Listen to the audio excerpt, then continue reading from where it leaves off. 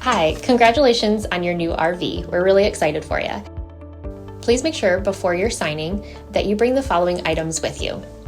If you're a cash buyer, please make sure that you bring a cashier's check, no personal checks at time of signing, or you may bring actual cash.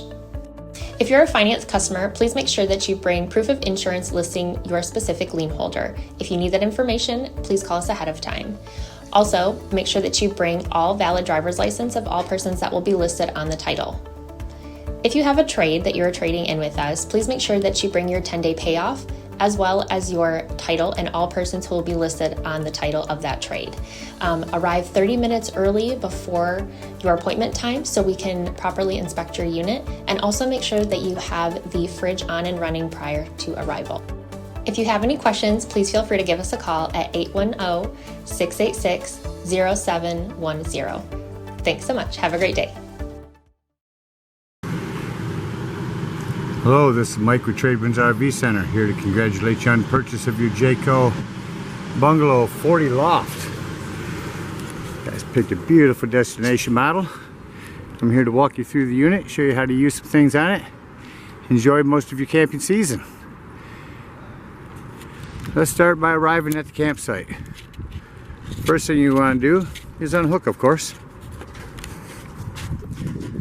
This leg you will put on your jack before lowering it. Simply cotter pin it in there and crank yourself down level. It's easy just to set a level inside your door, probably right inside your sliding glass doors there. Have someone watch that while you hand crank this. Once you're level, you're going to go around and put down your stabilizing jacks. Now remember, these are stabilizing jacks, not leveling jacks. All you're going to want to do is bring these down taut with the ground just to hold your unit nice and stable. I recommend putting some pad jacks down. A lot of times you'll get blacktop and it'll get hot and these jack pads will push down into it. Not a good thing, getting that hot tar all over your jack pads. So simply take the crank that's inside your convenience pack. Right is down, left is up. You can also get a 3/4 inch socket, put it on an impact driver or a cordless drill gun, and you can run these down in a matter of seconds. There's one on every corner. Put down all 4 of your stabilizing jacks. Now you've got your unit level and stabilized. We're going to hook it up. Start by coming around here to the back of the unit and find our power cord. Off campsite, far rear, you have your power cord. Take your power cord, plug it in. At the other end of your power cord, you're going to hook up what we call a dog bone. This is going to reduce you from 50 amp to a 30 amp hookup. You want to plug into a 110. Also in your convenience pack is this amperage reducer. Simply plug in here and you can hook up to 110. Now remember, when you're hooked up to 110, you're not going to be able to run your air conditioning. You do need 30 amp hookup in order to run your air conditioning. After you have your power all hooked up, we're going to hook our water up. You take your water hose, plug it into the campsite source of water. You're going to come over here and get your pressure regulator. This water pressure regulator is very important. You don't want to blow the lines out in your unit. You don't know what each campsite has their water pressure set at. So simply hook up this water pressure connector, water pressure reducer to the end of your hose and then into here.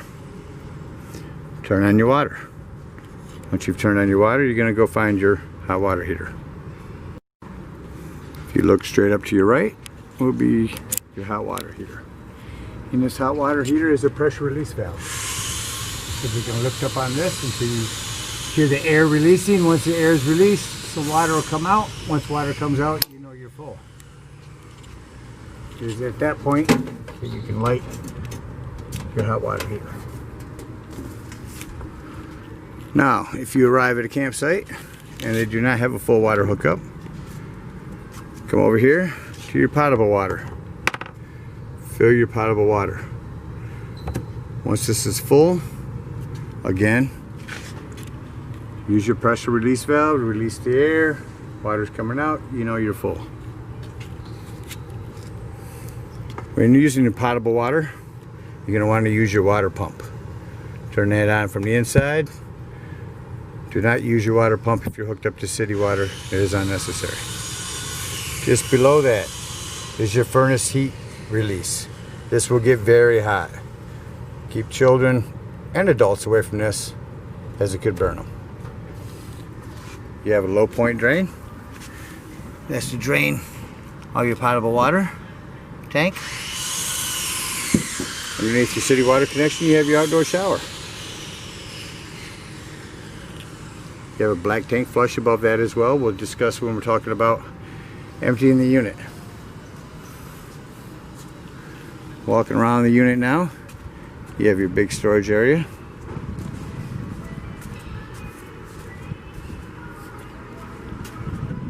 Coming around to the camp side of the unit, you have a couple of 110s. And in the middle of the unit down here, another set of 110s. Let's talk about your awning real quick. When running your awning out, you're going to want to run it until that flap comes down at 90 degrees. Once you're that far, you know you've went all the way out. Another great feature, should it be raining, you can grab these awning arms, simply pull, and that's going to tilt the side of your awning. It's going to allow the water to run off this end. Or you can do the same on the other end and have the water run off that end. That's all going to depend on where your camp is, where your picnic table is at, where you want the water to run to. Also, if you can see it from here, on the end of your awnings is a speaker. Of course, you have the indoor-outdoor speaker stereo system on this. Let's go back up front. Talk about one more thing. Besides the fact there is solar on the side, should you ever want to get solar, you can plug it in there and that'll trickle charge your batteries. There's your battery pack. This is your propane regulator. Of course, at the camp, you're going to want to turn on your propane. Back this up. Here's your regulator. Simply point it to the tank that you're going to be using. Point to this tank, left to open, right to close. Alright, you do have some extra lighting on the front here. On your front slide, you do have a cable TV hook up here. Simply plug the cable in there. Alright, now let's go take a look at the inside. Alright, the first thing you're going to notice as you enter the unit, on the bottom is going to be a fuse box and breaker box. Push and release. Looks like you got a bunch of 15s, couple 20s. Highly recommend having a handful of fuses with you on hand when you go camping. Above that, your Dirt Devil central vac system. There's a hookup for a hose underneath your bed.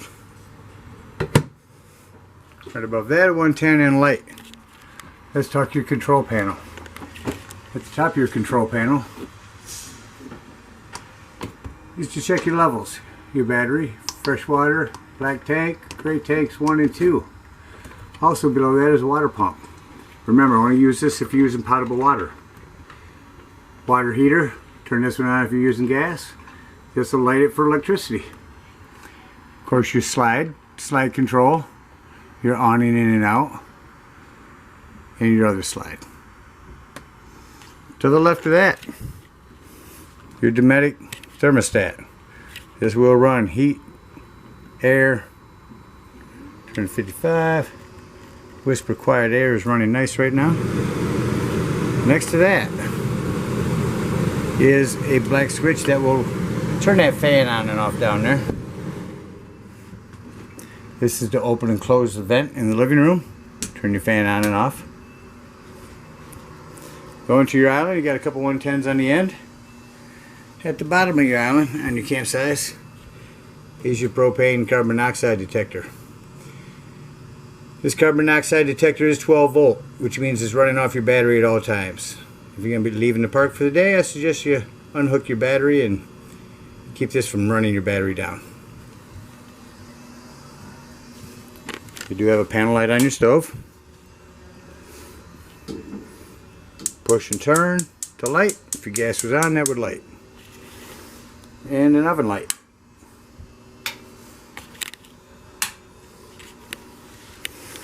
Push your microwave, your big Furion TV, and your fireplace. Talk about fireplace real quickly. I just want to mention that a lot of times when it's chilly in the morning, instead of using up your propane, turn this on. Use the camp's electricity instead of the propane. That way you're going to save on your propane for heat. And this will get it toasty in here in a matter of time. Coming to the back again. A couple of 110s behind your couch. Accent lighting. Lighting switches all over. These one touch are nice. Say you want to just go through and dim them all except for one over the bathroom at night. Let's talk your fridge. Control in the back, minimum to maximum heat. In the freezer, and then down to your fridge. There's all your controls. Simply push this button to set how cold you want it. Your AC unit with a quick dump. Coming back into your bathroom, I want to mention that your bathroom does have your light controls, your fan, open the vent, turn the fan on, turn the fan off, close the vent. Your bathroom also has a 110 with GFI protection.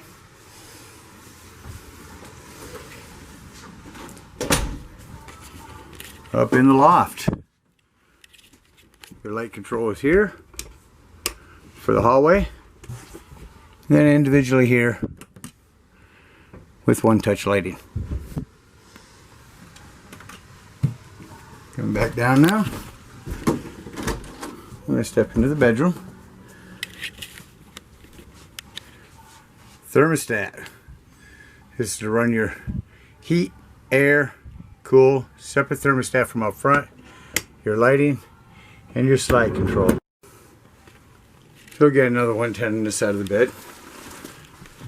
Your lighting, lightly touch it for blue, and again for a reading light. Cable, 110, charging ports, 12 volt.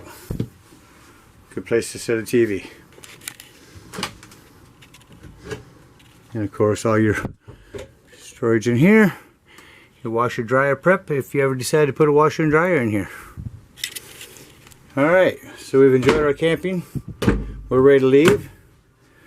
Let's go out and talk about the dirty job.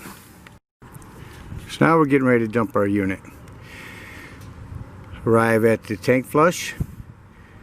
Hook up your sewage hose to this end, the other end to the tank sewage system. Pull your black tank. After you pulled your black tank and you feel like it's empty, you're going to come back over here to a tank flush. Again, use your water pressure regulator. Hook up your tank flush. Run this for about 5 minutes. That's going to clean your tanks out really good. It's going to turn on a sprayer in there and clean it out nicely. After you are done, remember to leave this open when doing your black tank flush.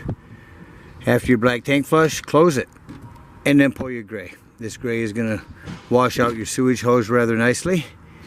And then you're going to take your sewage hose,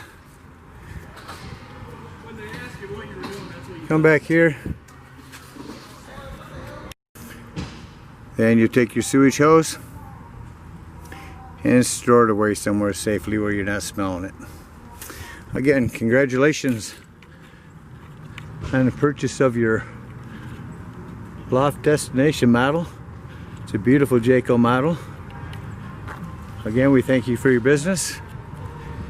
Hope you have a great time camping, and happy camping.